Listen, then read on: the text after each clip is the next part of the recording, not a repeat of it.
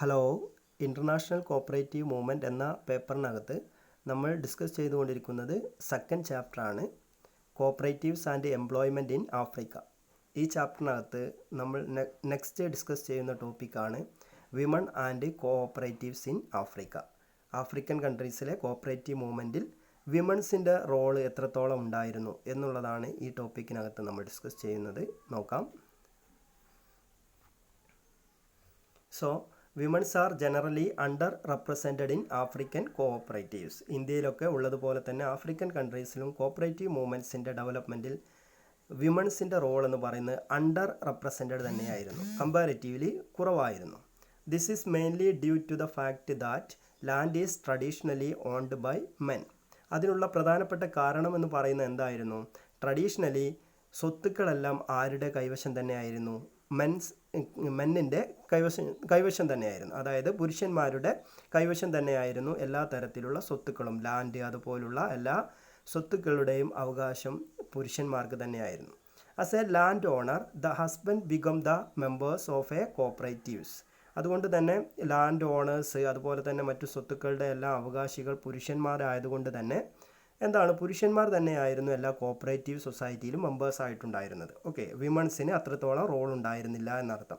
ഒരു men dominated ആയിട്ടുള്ള family തന്നെയായി സൊസൈറ്റി തന്നെയായിരുന്നു എവിടെ ഉണ്ടായിരുന്നത്? ആഫ്രിക്കൻ കൺട്രീസിലും ഉണ്ടായിരുന്നത്. അതുകൊണ്ട് തന്നെ എല്ലാ സ്വത്തുക്കളും കാര്യങ്ങളും ഒക്കെ പുരുഷന്മാരുടെ പേരിലായിരുന്നു. അതുകൊണ്ട് തന്നെ പുരുഷന്മാർ തന്നെയായിരുന്നു എല്ലാ കോപ്പറേറ്റീവ് സൊസൈറ്റിയിലും അംഗങ്ങളായിട്ടുണ്ടായിരുന്നത്. But now the female membership in all types of cooperatives is very high. എന്നാൽ ആ ഒരു സിസ്റ്റം ഇപ്പോൾ ചെയ്തുന്നുണ്ട്, ആഫ്രിക്കൻ കൺട്രീസിൽ മാറിയിട്ടുണ്ട്. ഇന്നത്തെ കാലത്ത് എന്താണ് ആഫ്രിക്കൻ കൺട്രീസിൽ എല്ലാ തരത്തിലുള്ള കോപ്പറേറ്റീവ് സൊസൈറ്റിയിലും വിമൺസിൻ്റെ റോള് വളരെയധികം വർദ്ധിച്ചിട്ടുണ്ട്. ബിക്കോസ് അതിനുള്ള കാരണം എന്താ? The male labour migration from their countries to South African mines and farms.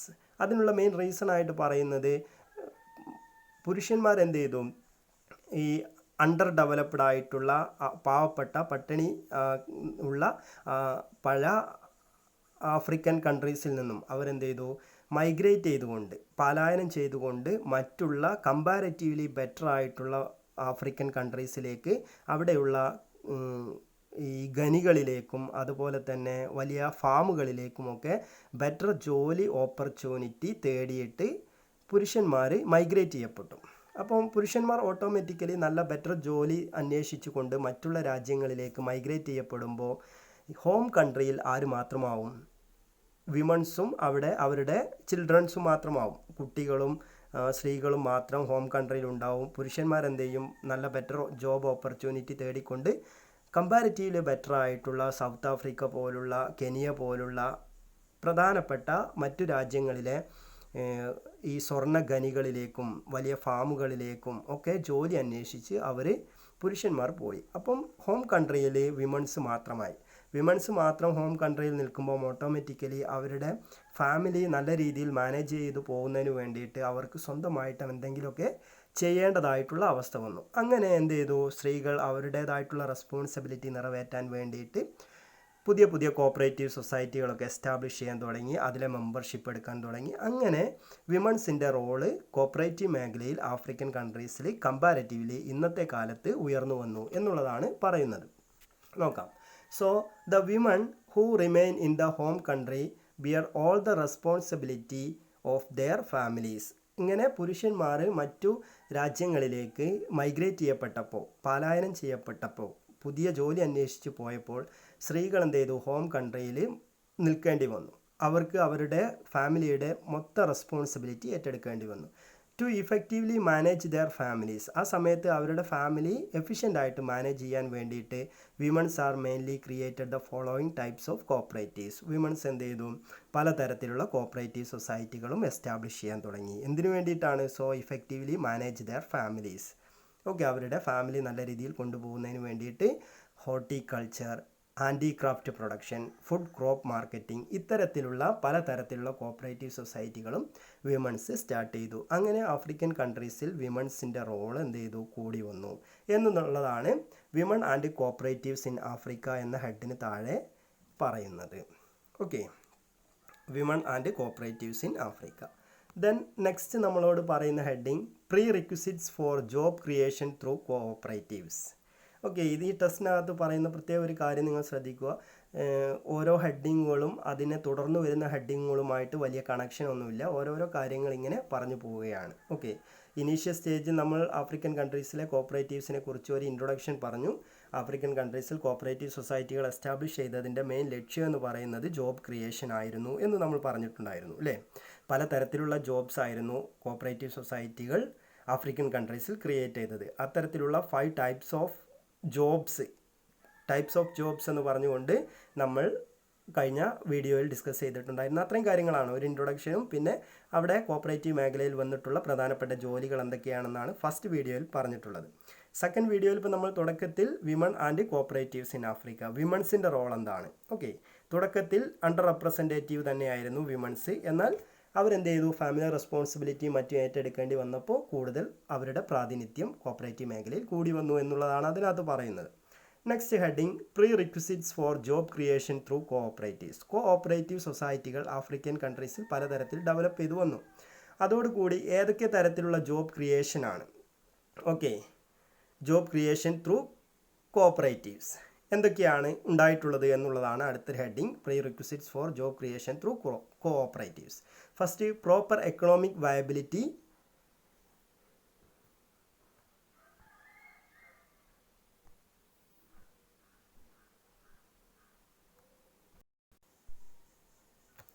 Okay, prerequisites for job creation through cooperatives. Cooperative മേഖലയിലൂടെ ജോബ് ഓപ്പർച്യൂണിറ്റി ക്രിയേറ്റ് ചെയ്യുന്നതിന് വേണ്ടിയിട്ടാണ് ആഫ്രിക്കൻ കൺട്രീസിൽ മെയിനായിട്ട് പ്രയോറിറ്റി കൊടുത്തതെന്ന് നമ്മൾ പറഞ്ഞുവല്ലോ. സോ കൂടുതൽ തൊഴിലവസരങ്ങൾ ഉണ്ടാക്കണം എന്നുള്ളത്. അപ്പോൾ അതിന് വേണ്ടിയിട്ടുള്ള പ്രീ റിക്വിസിറ്റ്സ് എന്തൊക്കെയാണെന്നുള്ളതാണ്. പ്രീ റിക്വിസിറ്റ്സ് മീൻസ് മുന്നൊരുക്കങ്ങൾ എന്തൊക്കെയാണ് ചെയ്തിട്ടുള്ളത് ആഫ്രിക്കൻ കൺട്രീസിലെ കോഓപ്പറേറ്റീവ് മേഖലയിലൂടെ തൊഴിലവസരങ്ങൾ കണ്ടെത്തുന്നതിന് വേണ്ടിയിട്ട് എന്തെല്ലാം തരത്തിലുള്ള മുന്നൊരുക്കങ്ങൾ, മുൻവിധികളാണ് നമ്മൾ നടത്തിയത് എന്നുള്ള കാര്യങ്ങളാണ് ഇതിനകത്ത് പറയുന്നത്. ഒന്ന് പറയുന്നത് പ്രോപ്പർ എക്കണോമിക് വയബിലിറ്റി സ്റ്റഡി നടത്തണം. Proper economic viability study. Okay, in Africa many cooperative have failed. തുടക്കത്തിൽ ആഫ്രിക്കൻ കൺട്രീസിൽ ഒരുപാട് കോഓപ്പറേറ്റീവ് സൊസൈറ്റികൾ പരാജയമായിരുന്നു. ബിക്കോസ് അതിനുള്ള കാരണം എന്താ, no proper economic feasibility study was carried out. Okay, ഒരു കോപ്പറേറ്റീവ് സൊസൈറ്റി തുടങ്ങുന്നതിന് മുൻപ് കൃത്യമായിട്ട് എന്ത് ചെയ്തിട്ടുണ്ടായിരുന്നല്ലോ, ഒരു economic viability study, economic feasibility study നടത്തിയിട്ടുണ്ടായിരുന്നില്ല. അതുകൊണ്ട് തന്നെ തുടക്കത്തിൽ എല്ലാ ആഫ്രിക്കൻ കൺട്രീസിൽ പല കോപ്പറേറ്റീവ് സൊസൈറ്റികളും പരാജയപ്പെട്ടു എന്നുള്ളതാണ് പറയുന്നത്. Okay, financial or economic viability ഇല്ല എങ്കിൽ ഒരു കോപ്പറേറ്റീവ് സൊസൈറ്റിക്ക് മുന്നോട്ട് പോകാൻ പറ്റില്ല. കാരണം ഫിനാൻഷ്യൽ വയബിലിറ്റി ഉണ്ടായാൽ മാത്രമേ ഒരു സ്ഥാപനത്തിന് പ്രോപ്പറായിട്ട് മുന്നോട്ട് പോകാൻ പറ്റൂ. അപ്പോൾ ഒരു പ്രോപ്പറായിട്ടുള്ള എക്കണോമിക് വയബിലിറ്റി സ്റ്റഡി കണ്ടക്ട് ചെയ്യണം എന്നുള്ളതാണ് ഒന്നാമത്തെ പ്രീ റിക്വിസിറ്റ്സ് ആയിട്ട് പറയുന്നത്. ഓക്കെ, മുന്നൊരുക്കമായിട്ട് ചെയ്യേണ്ടത് ഇതാണ്. ദെൻ മറ്റൊന്ന് പറയുന്നത് ഗുഡ് കമ്മിറ്റ്മെൻറ്റ് ആൻഡ് പാർട്ടിസിപ്പേഷൻ. എന്ത് വേണം, എല്ലാ മെമ്പേഴ്സിനും. കോപ്പറേറ്റീവ് സൊസൈറ്റീസ് എന്ന് പറയുന്ന societies based upon A common goal. ഒരു പൊതു ലക്ഷ്യം നേടുന്നതിന് വേണ്ടിയിട്ട് എല്ലാവരും കൂട്ടായിട്ട് പ്രവർത്തിക്കുകയാണ്. ഏതൊരു ബിസിനസ് സ്ഥാപനമാകുമ്പോഴും അതിനൊരു അൾട്ടിമേറ്റ് ഗോൾ ഉണ്ടായിരിക്കും. ആ അൾട്ടിമേറ്റ് ഗോൾ അച്ചീവ് ചെയ്യാൻ വേണ്ടി അതിലുള്ള എല്ലാ മെമ്പേഴ്സും ഒത്തൊരുമിച്ച് പ്രവർത്തിക്കുകയാണ് ചെയ്യേണ്ടത്. അപ്പം ഇവിടെ കോപ്പറേറ്റീവ് സൊസൈറ്റിയെ സംബന്ധിച്ചിടത്തോളം ഒരു കോപ്പറേറ്റീവ് സൊസൈറ്റിക്ക് ഒരു അൾട്ടിമേറ്റ് ഗോൾ ഉണ്ട്, ഒരു കോമൺ ഗോൾ ഉണ്ടായിരിക്കും. ആ കോമൺ ഗോൾ അച്ചീവ് ചെയ്യാൻ വേണ്ടി അതിലുള്ള എല്ലാ മെമ്പേഴ്സും എന്ത് ചെയ്യണം, സോ നല്ല കമ്മിറ്റ്മെൻറ്റോട് കൂടി നല്ല പാർട്ടിസിപ്പേഷൻ ഉണ്ടായിരിക്കും. കൃത്യമായിട്ടും അതിൻ്റെ എല്ലാ കാര്യങ്ങളിലും പങ്കെടുക്കുകയും ആത്മാർത്ഥതയോട് കൂടി പ്രവർത്തിക്കുകയും ചെയ്യണം. ഇതാണ് ഗുഡ് കമ്മിറ്റ്മെൻറ്റ് ആൻഡ് പാർട്ടിസിപ്പേഷൻ എന്ന് പറയുന്നത്. മറ്റൊന്ന് ഗുഡ് ടെക്നോളജിക്കൽ സപ്പോർട്ട് സർവീസ് വേണം. ടെക്നോളജിക്കലി അപ്ഡേറ്റഡ് ആണ് എല്ലാ കാര്യങ്ങളും അല്ലേ. അതുകൊണ്ട് തന്നെ നല്ല ടെക്നോളജിക്കലി അഡ്വാൻസ്ഡ് ആയിട്ടുള്ള ടെക്നോളജികൾ ഉപയോഗിച്ചു കൊണ്ടുള്ള സൊസൈറ്റികൾ മാത്രമേ, അല്ലെങ്കിൽ ബിസിനസ് സ്ഥാപനങ്ങൾ മാത്രമേ ഇന്നത്തെ കാലത്ത് സൊസൈറ്റിയിൽ നിലനിൽക്കുകയുള്ളൂ. അതുകൊണ്ട് ഗുഡ് ടെക്നോളജിക്കൽ സപ്പോർട്ട് സർവീസുകൾ ഉണ്ടായിരിക്കണം. കോപ്പറേറ്റീവ് സൊസൈറ്റി ടെക്നോളജിക്കലി അഡ്വാൻസ്ഡ് ആയിരിക്കണം എന്നർത്ഥം. Then fourth point, efficient working and investment capital. Efficient ആയിട്ടുള്ള വർക്കിംഗ് ആൻഡ് ഇൻവെസ്റ്റ്മെൻറ്റ് ക്യാപിറ്റൽ വേണം. ഓക്കെ, നമുക്ക് തുടക്കത്തിൽ ഒരു ഹ്യൂജ് ഇൻവെസ്റ്റ്മെൻറ്റ് നടത്താൻ വേണം അല്ലേ. ഇൻവെസ്റ്റ്മെൻറ്റ് ഒരു ബിസിനസ് സ്ഥാപനമാകുമ്പോൾ ഒരു ഹ്യൂജ് ഇൻവെസ്റ്റ്മെൻറ്റ്, വർക്കിംഗ് ക്യാപിറ്റൽ വേണം, അതുപോലെ തന്നെ ഫിക്സഡ് ക്യാപിറ്റൽ വേണം. അപ്പോൾ ഒരു ഹ്യൂജ് ഇൻവെസ്റ്റ്മെൻറ്റ് നടത്താൻ ഉള്ള കപ്പാസിറ്റി ഉണ്ടായിരിക്കണം. അപ്പോൾ അതിന് വേണ്ടിയിട്ട് ആഫ്രിക്കൻ കൺട്രീസിലെല്ലാം മിക്കവാറും എല്ലാം പട്ടിണി രാജ്യങ്ങളാണ്. അതുകൊണ്ട് തന്നെ പലതരത്തിലുള്ള ഇൻ്റർനാഷണൽ ലെവലിൽ തരത്തിലുള്ള സഹായങ്ങൾ ആഫ്രിക്കൻ കൺട്രീസിലെ കോപ്പറേറ്റീവ് സൊസൈറ്റികൾക്ക് കൊടുത്തിട്ടുണ്ട് പ്രൊമോഷണൽ ടൂൾസ് എന്നുള്ള രീതിയിൽ. ഓക്കെ, അതായത് international labour organisation, world bank, world assembly four youth, UNESCO, UN ഇതുപോലുള്ള ഏജൻസികളെല്ലാം തന്നെ ആഫ്രിക്കൻ കൺട്രീസിലെ കോപ്പറേറ്റീവ് സൊസൈറ്റികളുടെ ഡെവലപ്മെൻറ്റിന് വേണ്ടി പല തരത്തിലുള്ള ഫിനാൻഷ്യൽ അസിസ്റ്റൻസും കൊടുത്തിട്ടുണ്ട്. ഓക്കെ, അപ്പോൾ ഒരു ഇഫിഷ്യൻ്റ് ആയിട്ടുള്ള വർക്കിംഗ് ആൻഡ് ക്യാപിറ്റൽ ഇൻവെസ്റ്റ്മെൻറ്റ് വേണം എന്നുള്ളതാണ് മറ്റൊരു കാര്യം. ഓക്കെ, ദെൻ മറ്റൊന്ന് the existence of a favourable climate for cooperative development. Cooperative ഡെവലപ്മെൻറ്റിന് ഒരു ഫേവറബിൾ ആയിട്ടുള്ള ഒരു ക്ലൈമറ്റ് ഉണ്ടാവണം. ഓക്കെ, അപ്പോൾ ഏതൊരു ബിസിനസ് സ്ഥാപനം ആകുമ്പോഴും ആ ബിസിനസ് സ്ഥാപനത്തിന് പ്രവർത്തിക്കണമെങ്കിൽ ഒരു ഫേവറബിൾ ആയിട്ടുള്ള ക്ലൈമറ്റ് ഉണ്ടാവണം. അപ്പോൾ അത്തരത്തിലുള്ള ഒരു ഫേവറബിൾ ആയിട്ടുള്ള ക്ലൈമറ്റ് നിലനിർത്തിക്കൊണ്ട് പോവുക എന്നുള്ളതാണ് മറ്റൊരു കാര്യം. ഇതൊക്കെയാണ് ജോബ് ക്രിയേഷൻ ത്രൂ കോഓപ്പറേറ്റീവ് സൊസൈറ്റികൾ മുഖേന ആഫ്രിക്കൻ കൺട്രീസിൽ തൊഴിലവസരങ്ങൾ ക്രിയേറ്റ് ചെയ്യുന്നതിന് വേണ്ടി മുന്നൊരുക്കമായിട്ട് ചെയ്യേണ്ട കാര്യങ്ങളായിട്ട് പറയുന്നത്. Okay, proper economic viability study നടത്തണം, എല്ലാ മെമ്പേഴ്സിനും ഗുഡ് പാർട്ടിസിപ്പേഷൻ ഉണ്ടാക്കണം, ഗുഡ് കമ്മിറ്റ്മെൻറ്റ് ഉണ്ടാക്കണം, അതുപോലെ തന്നെ ഗുഡ് ടെക്നോളജിക്കൽ സപ്പോർട്ട് സർവീസസ് വേണം, എഫിഷ്യൻറ്റ് ക്യാപിറ്റൽ ആൻഡ് ഇൻവെസ്റ്റ്മെൻറ്റ് വേണം, ദെൻ മറ്റൊന്ന് existence of favourable climate for cooperative development. ഇത്രയും 5 പോയിൻറ്റ്സ് ഇതിനകത്ത് നോക്കുക, prerequisite for job creation through cooperatives. Then next heading promotional tools. നേരത്തെ ഞാൻ പറഞ്ഞു ആഫ്രിക്കൻ കൺട്രീസ് എല്ലാം തന്നെ മിക്കവാറും പട്ടിണി രാജ്യങ്ങളാണ്. അപ്പോൾ അത്തരത്തിലുള്ള രാജ്യങ്ങളിൽ കോപ്പറേറ്റീവ് മേഖലയുടെ ഡെവലപ്മെൻറ്റ്, അതിലൂടെ കൂടുതൽ തൊഴിലവസരങ്ങൾ ഉണ്ടാക്കുക, അതിലൂടെ അവിടെയുള്ള ജനങ്ങളുടെ ജീവിത നിലവാരം, ലിവിങ് സ്റ്റാൻഡേർഡ് ഉയർത്തുക എന്നുള്ള ലക്ഷ്യമൊക്കെ വെച്ചുകൊണ്ട് ഒത്തിരി പ്രൊമോഷണൽ ഇൻസ്റ്റിറ്റ്യൂഷൻസ്, അതായത് കോപ്പറേറ്റീവ് മേഖലയെ ഡെവലപ്പ് ചെയ്തു വരുന്നതിന് വേണ്ടിയിട്ട് ഇൻ്റർനാഷണൽ ലേബർ ഓർഗനൈസേഷൻ, അതുപോലെ തന്നെ world assembly four youth, then world bank, ഇത്തരത്തിലുള്ള ഒരുപാട് ഓർഗനൈസേഷൻ ഒരുപാട് തരത്തിലുള്ള സഹായങ്ങൾ ചെയ്തു കൊടുത്തിട്ടുണ്ട്. അപ്പോൾ അത്തരത്തിൽ എന്തൊക്കെയാണ് ആഫ്രിക്കൻ കൺട്രീസിലെ കോപ്പറേറ്റീവ് മേഖലയുടെ ഡെവലപ്മെൻറ്റിന് വേണ്ടിയിട്ടുള്ള പ്രൊമോഷണൽ ടൂൾ, ഏതൊക്കെ മാർഗങ്ങളിലൂടെയാണ് അവിടെയുള്ള കോപ്പറേറ്റീവ് സൊസൈറ്റി നമുക്ക് ഉയർത്തിക്കൊണ്ടുവരാൻ കഴിയുക എന്നുള്ളതാണ് പ്രൊമോഷണൽ ടൂൾസ് എന്നുള്ള ഹെഡിനകത്ത് പറയുന്നത്. ഒന്ന് education and training. Cooperative education and training must be given to the members to participate in business operation. Okay, അപ്പോൾ ഈ കോപ്പറേറ്റീവ് മേഖലയിൽ പ്രവർത്തിക്കുന്ന ആളുകൾക്കെല്ലാം തന്നെ പ്രോപ്പറായിട്ട് കോപ്പറേറ്റീവ് എഡ്യൂക്കേഷനും ട്രെയിനിങ്ങും നൽകുക എന്നുള്ളതാണ് ഒന്നാമത്തെ പ്രൊമോഷണൽ ടൂൾ. നമ്മൾ പറഞ്ഞിട്ടുണ്ടായിരുന്നല്ലോ, ഇനീഷ്യൽ സ്റ്റേജിൽ ഇന്ത്യയിൽ പോലും കോപ്പറേറ്റീവ് സൊസൈറ്റികൾ പരാജയപ്പെട്ടിരുന്നു. അതിനുള്ള കാരണം പറയുന്നത് ഇന്ത്യയിലെ ജനങ്ങൾക്ക് കോപ്പറേറ്റീവ് മേഖലയെക്കുറിച്ചുള്ള അറിവുണ്ടായിരുന്നില്ല എന്നുള്ളതാണ്. പിന്നീട് ഇന്ത്യയിൽ കോപ്പറേഷൻ വിജയിക്കാനുള്ള കാരണം ഇന്ത്യയിലുള്ള ജനങ്ങൾക്ക് കോപ്പറേറ്റീവ് സൊസൈറ്റികളെക്കുറിച്ചുള്ള എഡ്യൂക്കേഷൻ പ്രൊവൈഡ് ചെയ്തു. അതുപോലെ തന്നെ ഒത്തിരി ട്രെയിനിങ് ഇൻസ്റ്റിറ്റ്യൂഷനുകൾ ഡെവലപ്പ് ചെയ്തു. ഓക്കെ, NCUI പോലുള്ള NCCE പോലുള്ള ഒരുപാട് ട്രെയിനിങ് ഇൻസ്റ്റിറ്റ്യൂഷനും എഡ്യൂക്കേഷൻ ഇൻസ്റ്റിറ്റ്യൂഷനുകളൊക്കെ കോപ്പറേറ്റീവ് മേഖലയിൽ വന്നു. അതിലൂടെ കോപ്പറേറ്റീവ് സൊസൈറ്റികളെക്കുറിച്ചുള്ള അറിവുകൾ ആളുകൾക്ക് കിട്ടി. അപ്പോൾ കോപ്പറേറ്റീവ് എഡ്യൂക്കേഷൻ ആൻഡ് ട്രെയിനിങ് ആണ് ഇന്ത്യയിൽ കോപ്പറേഷൻ വിജയിക്കാനുള്ള കാരണം. അതുപോലെ ആഫ്രിക്കൻ കൺട്രീസിലും കോപ്പറേറ്റീവ് സൊസൈറ്റികൾ ഡെവലപ്പ് ചെയ്തു വരണമെങ്കിൽ പ്രൊമോഷണൽ ടൂളായിട്ട് ആദ്യം പറയുന്നത് കോപ്പറേറ്റീവ് എഡ്യൂക്കേഷനും ട്രെയിനിങ്ങും നൽകണം എന്നുള്ളതാണ്. രണ്ടാമത്തെ management system development and business advisory services. മറ്റൊന്ന് എന്ത് ചെയ്യണം, പ്രോപ്പറായിട്ട് അത് മാനേജ് ചെയ്ത് പോകുന്നതിന് വേണ്ടി മാനേജ്മെൻറ്റ് സിസ്റ്റം ഡെവലപ്പ് ചെയ്ത് വരണം. അതുപോലെ തന്നെ ബിസിനസ് അഡ്വൈസറി സർവീസസ് കൊടുക്കണം. ഓക്കെ, ബിസിനസ്സിനെ കുറിച്ചുള്ള അഡ്വൈസറി സർവീസ് നമുക്കറിയാലോ, നമ്മുടെ നാട്ടിൽ കിറ്റ്കോ പോലുള്ള ഇൻസ്റ്റിറ്റ്യൂഷനുകളുണ്ട്. So to provide technical consultancy organisation അല്ലേ. കിറ്റ്കോ എന്ന് പറഞ്ഞു കഴിഞ്ഞാൽ എന്താ, Kerala industrial technical consultancy organisation. കേരളത്തിലുള്ള എല്ലാ തരത്തിലുള്ള ഇൻഡസ്ട്രീസിനും ആവശ്യമായിട്ടുള്ള ടെക്നിക്കൽ കൺസൾട്ടൻസി സർവീസസ് പ്രൊവൈഡ് ചെയ്യുന്ന ഒരു ഗവൺമെൻറ് ഇൻസ്റ്റിറ്റ്യൂഷനാണ് കിറ്റ്കോ. അതുപോലുള്ള ടെക്നിക്കൽ കൺസൾട്ടൻസി സർവീസുകൾ പ്രൊവൈഡ് ചെയ്യാനുള്ള, അഡ്വൈസറി സർവീസുകൾ പ്രൊവൈഡ് ചെയ്യാനുള്ള ഓർഗനൈസേഷനുകൾ ഡെവലപ്പ് ചെയ്തു വരണം. നോക്കുക, development of good and absolute management system and business advisory services helps in the promotion of cooperatives. അത്തരത്തിലുള്ള ബിസിനസ് അഡ്വൈസറി സർവീസുകളും അതുപോലെ തന്നെ അബ്സല്യൂട്ട് ആയിട്ടുള്ള മാനേജ്മെൻറ്റ് സിസ്റ്റം ഒക്കെ ഡെവലപ്പ് ചെയ്ത് വന്നാൽ മാത്രമേ ആഫ്രിക്കൻ കൺട്രീസിൽ കോപ്പറേറ്റീവ് സൊസൈറ്റികൾ ഡെവലപ്പ് ചെയ്ത് വരൂ എന്നുള്ളതാണ് രണ്ടാമത്തെ. മൂന്നാമത്തെ പറയുന്നത് promotion of cooperatives for social services. സൊസൈറ്റികൾ ഡെവലപ്പ് ചെയ്ത് വരേണ്ടത് എന്തിനു വേണ്ടിയിട്ടാണ്? So to provide social services. അതിൻ്റെ അൾട്ടിമേറ്റ് എയിം എന്ന് പറയുന്നത് എന്തായിരിക്കണം? സോഷ്യൽ സർവീസസ് ആയിരിക്കണം. അതല്ലാതെ ഒരു പ്രോഫിറ്റ് മേക്കിംഗ് ഓർഗനൈസേഷൻ പ്രവർത്തിക്കുന്നത് പോലെ to earn more and more profit, കൂടുതൽ ലാഭം നേടുക എന്നുള്ള ലക്ഷ്യം വെച്ചുകൊണ്ടായിരിക്കരുത് കോപ്പറേറ്റീവ് സൊസൈറ്റികൾ പ്രവർത്തിക്കേണ്ടത്. ഇറ്റ് മീൻസ് ഇവിടെ പറയുന്നുണ്ട് cooperative societies are formed with a view to provide social services. Social സർവീസുകൾ പ്രൊവൈഡ് ചെയ്യാൻ വേണ്ടിയിട്ടായിരിക്കണം കോപ്പറേറ്റീവ് സൊസൈറ്റികൾ മുന്നോട്ട് വരേണ്ടത് എന്നുള്ളതാണ് മൂന്നാമത്തെ promotional tool. Then fourth, okay, ആ 3 ടൂൾസാണ് പ്രൊമോഷണൽ ടൂൾസ് ആയിട്ട് പറയുന്നുള്ളൂ. Okay, education and training, management system development and absolute advisory services, then promotion of cooperative for social services. ഇതാണ് 3 പ്രൊമോഷണൽ ടൂൾസ്. ഇതിന് മുൻപ് നമ്മൾ പറഞ്ഞ എന്തായിരുന്നു?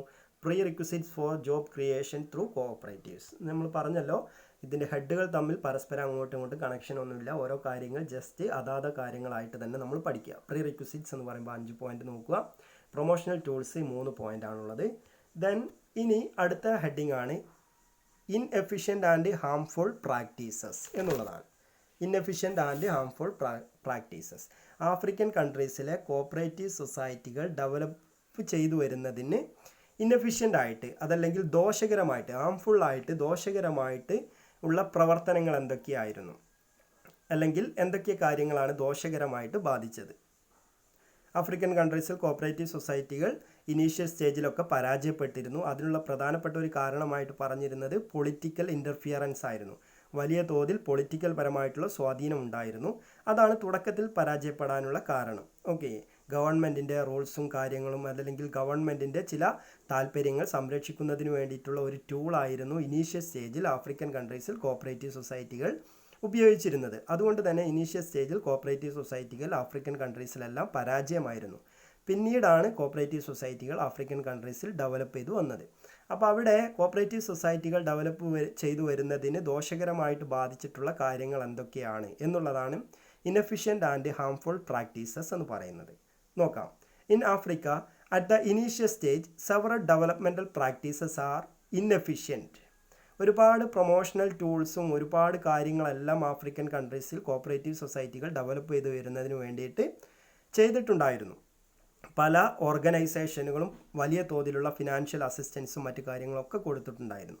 എങ്കിൽ കൂടി ആഫ്രിക്കൻ കൺട്രീസിൽ ഇനീഷ്യൽ സ്റ്റേജിൽ ഇതെല്ലാം പരാജയപ്പെട്ടു. അതിനുള്ള കാരണങ്ങൾ initial stage several development practices are inefficient. അതെല്ലാം ഇൻഎഫിഷ്യൻ്റ് ആയിപ്പോയി ഇനീഷ്യൽ സ്റ്റേജ് ചെയ്ത കാര്യങ്ങളെല്ലാം. അപ്പോൾ അതിനുള്ള കാരണം എന്താണെന്നാണ് പറയുന്നത്. ഒരു 5 പോയിന്റ് നോക്കണം. Traditional cooperative education and training which consist of racing the level of cooperative spirit among the target population. Initial സ്റ്റേജിൽ കോപ്പറേറ്റീവ് സൊസൈറ്റിയെക്കുറിച്ചുള്ള അറിവും മറ്റ് കാര്യങ്ങളും ഡെവലപ്പ് ചെയ്യുന്നതിന് വേണ്ടി കോപ്പറേറ്റീവ് എഡ്യൂക്കേഷനും ട്രെയിനിങ്ങും എല്ലാം കൊടുത്തിരുന്നു ആഫ്രിക്കൻ കൺട്രീസിൽ. ഇതെല്ലാം എന്തായി? It consist of racing the level of cooperative spirit among the target population.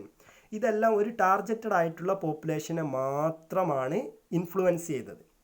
അതല്ലെങ്കിൽ ഒരു ടാർഗറ്റ് പോപ്പുലേഷനെ മാത്രമേ ഇതുകൊണ്ട് ഉണ്ടായിട്ടുള്ളൂ. കോപ്പറേറ്റീവ് എഡ്യൂക്കേഷനും കോപ്പറേറ്റീവ് ട്രെയിനിങ്ങും എല്ലാം കൊടുത്തിരുന്നു ആഫ്രിക്കൻ കൺട്രീസിലെ കോപ്പറേറ്റീവ് മേഖലയിലെ ഡെവലപ്മെൻറ്റിന് വേണ്ടിയിട്ട്. പക്ഷേ അതൊരു ടാർഗറ്റഡ് പോപ്പുലേഷനെ മാത്രമേ ഇൻഫ്ലുവൻസ് ചെയ്തുള്ളൂ. എന്നാൽ ഒരു ബഹുഭൂരിപക്ഷം ജനങ്ങളും അതിലൊന്നും പെട്ടില്ല. അപ്പോൾ ഒരു ടാർഗറ്റഡ് പോപ്പുലേഷന് ഇതിനെക്കുറിച്ചുള്ള അറിവും കാര്യങ്ങളും ട്രെയിനിങ് എല്ലാം കിട്ടി, അവർ ഡെവലപ്പ് ചെയ്തു വന്നു. എന്നാൽ അതിലൊരു മഹാഭൂരിപക്ഷം ജനങ്ങൾക്കും ഇതിനെക്കുറിച്ചുള്ള ഒരു ഇൻഫർമേഷനോ അറിവോ കാര്യങ്ങളോ എഡ്യൂക്കേഷനോ ലഭിച്ചില്ല എന്നുള്ളത് ട്രഡീഷണൽ ലെവലിൽ കോപ്പറേഷൻ അവിടെ പരാജയപ്പെടാൻ കാരണമായി. മറ്റൊന്ന്, developmental agencies are concentrated on macro level.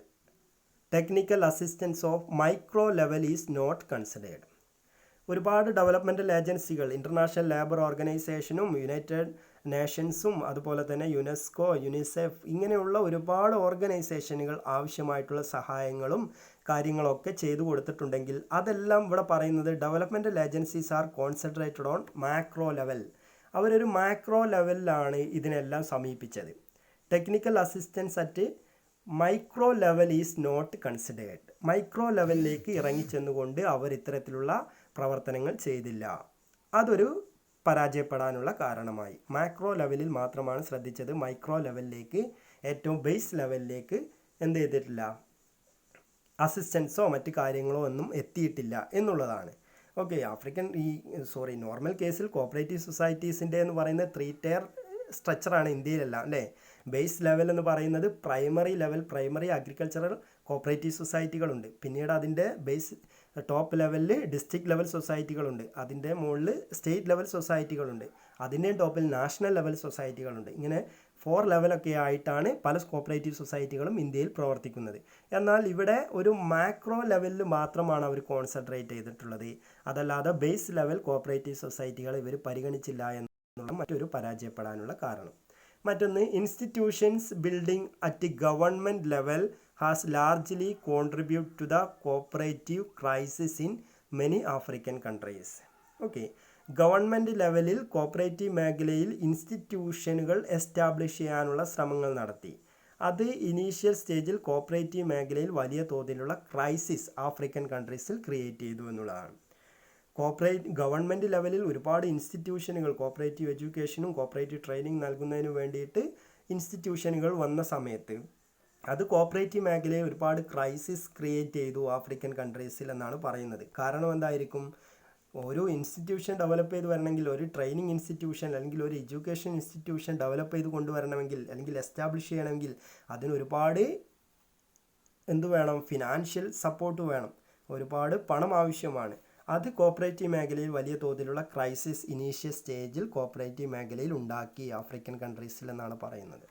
മറ്റൊന്ന്, preferential treatment of cooperative in the form of grant, subsidies and credit allocation etcetera lead to diminishing their survival capacity. മറ്റൊന്ന്, പലതരത്തിലുള്ള ഇൻസ്റ്റിറ്റ്യൂഷനുകളും പ്രൊമോഷണൽ ഇൻസ്റ്റിറ്റ്യൂഷനുകളും നേരത്തെ പറഞ്ഞ പോലെ international labour organisation, world bank, united nations ഇങ്ങനെയുള്ള ഇൻ്റർനാഷണൽ ലെവലിലുള്ള ഓർഗനൈസേഷനുകളെല്ലാം തന്നെ വലിയ തോതിലുള്ള ഫിനാൻഷ്യൽ സപ്പോർട്ട് ഗ്രാൻറ്റുകളായിട്ടും സബ്സിഡികളായിട്ടും ക്രെഡിറ്റ് അലോക്കേഷനായിട്ടും ഒക്കെ ആഫ്രിക്കൻ കൺട്രീസിലെ കോപ്പറേറ്റീവ് മേഖലയ്ക്ക് നൽകി. ഈ ഒരു പ്രിഫറൻഷ്യൽ ട്രീറ്റ്മെൻറ്റ് കോപ്പറേറ്റീവ് മേഖലയിലുള്ള സ്ഥാപനങ്ങൾക്ക് ഇത്തരത്തിലുള്ള വലിയ ഇൻ്റർനാഷണൽ ലെവലിലുള്ള സ്ഥാപനങ്ങൾ നൽകിയപ്പോൾ, ഒരു പ്രിഫറൻഷ്യൽ ട്രീറ്റ്മെൻറ്റ് നൽകിയപ്പോൾ അത് അവരുടെ സർവൈവൽ കപ്പാസിറ്റി ഡിമിനിഷിങ് ചെയ്തു. എന്താണ് സർവൈവൽ കപ്പാസിറ്റി? ഒരു സ്ഥാപനത്തിന് അതിജീവിച്ച് മുന്നോട്ട് പോകാനുള്ള കപ്പാസിറ്റി കുറച്ചു. കാരണം അവർക്ക് വലിയ തോതിലുള്ള സഹായം മറ്റുള്ള സ്ഥലങ്ങളിൽ നിന്ന് ലഭിക്കുമെന്നുള്ളൊരു തോന്നൽ അവർക്കുണ്ടായപ്പോൾ അവർ ആത്മാർത്ഥതയോടുകൂടി പ്രവർത്തിക്കാതെയായി. ഒരു കോപ്പറേറ്റീവ് സൊസൈറ്റി തുടങ്ങി എന്തെങ്കിലും തരത്തിലുള്ള നഷ്ടമുണ്ടായാൽ അവരെ ആ നഷ്ടത്തിൽ നിന്ന് സഹായിക്കുന്നതിന് വേണ്ടിയിട്ട് ഗ്രാൻഡോ സബ്സിഡിയോ ക്രെഡിറ്റ് അലോക്കേഷനോ ഒക്കെ ആയിട്ട് മറ്റുള്ള ഇൻ്റർനാഷണൽ ലെവലിലുള്ള സ്ഥാപനങ്ങൾ അവർക്ക് നൽകുമെന്നുള്ളൊരു തോന്നൽ അവരുടെ ആത്മാർത്ഥത കുറച്ചു. ഓക്കെ, അവരുടെ കമ്മിറ്റ്മെൻറ്റ്, സ്ഥാപനം പ്രവർത്തിച്ച് മുന്നോട്ട് പോകുന്നതിനുള്ള കമ്മിറ്റ്മെൻറ്റ് അത് കുറച്ചു. ഓക്കെ, അവർ ആത്മാർത്ഥതയില്ലാതെ പ്രവർത്തിക്കാൻ തുടങ്ങി. അത്തരം കാര്യങ്ങൾ, ഈ പ്രിഫറൻഷ്യൽ ട്രീറ്റ്മെൻറ്റ്, മറ്റുള്ളവരിൽ നിന്നുള്ള അവർക്ക് കിട്ടിയിട്ടുള്ള ആ പ്രിഫറൻഷ്യൽ ട്രീറ്റ്മെൻറ്റ് അവരുടെ സർവൈവൽ കപ്പാസിറ്റി, അതിജീവിച്ച് മുന്നോട്ട് പോകാനുള്ള കപ്പാസിറ്റിയെ ഇല്ലാതാക്കി. ഇതും ആഫ്രിക്കൻ കൺട്രീസിലെ കോപ്പറേറ്റീവ് സൊസൈറ്റികൾ പരാജയപ്പെടാനുള്ള ഒരു കാരണമാണ്. കാരണം അവർക്ക് ഒരാൾ സഹായിക്കാനില്ലാത്ത ഒരു വ്യക്തിയെ സംബന്ധിച്ചിടത്തോളം അയാൾ ആത്മാർത്ഥതയോട് കൂടി പ്രവർത്തിച്ച് എങ്ങനെയെങ്കിലും വിജയം കാണണം എന്നുള്ളൊരു തോന്നലിൽ മുന്നോട്ട് പോകും. എന്നാൽ ആഫ്രിക്കൻ കൺട്രീസിലെ കോപ്പറേറ്റീവ് സൊസൈറ്റികൾക്ക് വലിയ തോതിലുള്ള ഗ്രാൻറ്റും സബ്സിഡിയും ക്രെഡിറ്റ് അലോക്കേഷനും ഒക്കെ ഒരുപാട് സ്ഥാപനങ്ങളിൽ നിന്ന് കിട്ടി. വേൾഡിൻ്റെ എല്ലാ വികസിത രാജ്യങ്ങളിൽ നിന്നൊക്കെ വലിയ തോതിലുള്ള സഹായം ആഫ്രിക്കൻ കൺട്രീസിലേക്ക് ചെന്നു.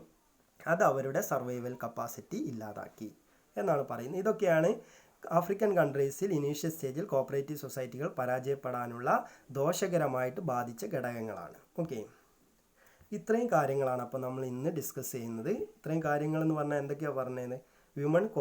Women and cooperatives in African കൺട്രീസിൽ വിമൺസിൻ്റെ റോൾ എന്തായിരുന്നു? ഓക്കെ, പിന്നീട് പറഞ്ഞ പ്രീ റിക്വസിറ്റ്സ് എന്തൊക്കെയാണ്? ജോബ് ക്രിയേഷൻ, കോപ്പറേറ്റീവ് മേഖലയിലൂടെ ജോബ് അവസരങ്ങൾ ക്രിയേറ്റ് ചെയ്യുന്നതിന് വേണ്ടിയിട്ട് അവിടെ മുൻകരുതലുകളായിട്ട് ചെയ്തിട്ടുണ്ടായിരുന്നത്. പിന്നെ എന്തൊക്കെയാണ് പ്രൊമോഷണൽ ടൂൾ? ആഫ്രിക്കൻ കൺട്രീസിൽ കോപ്പറേറ്റീവ് സൊസൈറ്റികൾ ഡെവലപ്പ് ചെയ്ത് മുന്നോട്ട് വരുന്നതിന് വേണ്ടിയിട്ട് എന്തൊക്കെയാണ് പ്രൊമോഷണൽ ടൂൾസ് ആയിട്ട് നമ്മൾ ചെയ്തത്? ട്രെയിനിങ്ങും എഡ്യൂക്കേഷനും ഒക്കെ കൊടുത്തു അല്ലേ? ഗുഡ് മാനേജ്മെൻറ്റ് സിസ്റ്റം കൊണ്ടുവന്നു. ദെൻ സോഷ്യൽ സർവീസ് ആയിരിക്കണം മെയിൻ ലക്ഷ്യമെന്ന് പറഞ്ഞു അല്ലേ? Then inefficient and harmful practices എന്തൊക്കെയാണ്? ഇത്രയും കാര്യങ്ങളാണ് നമുക്കിതിനകത്ത് ഇന്ന് ഡിസ്കസ് ചെയ്യാനുള്ളത്. ബാക്കി കാര്യങ്ങൾ നമുക്ക് നെക്സ്റ്റ് ക്ലാസ്സിൽ ഡിസ്കസ് ചെയ്യാം. Okay, thank you.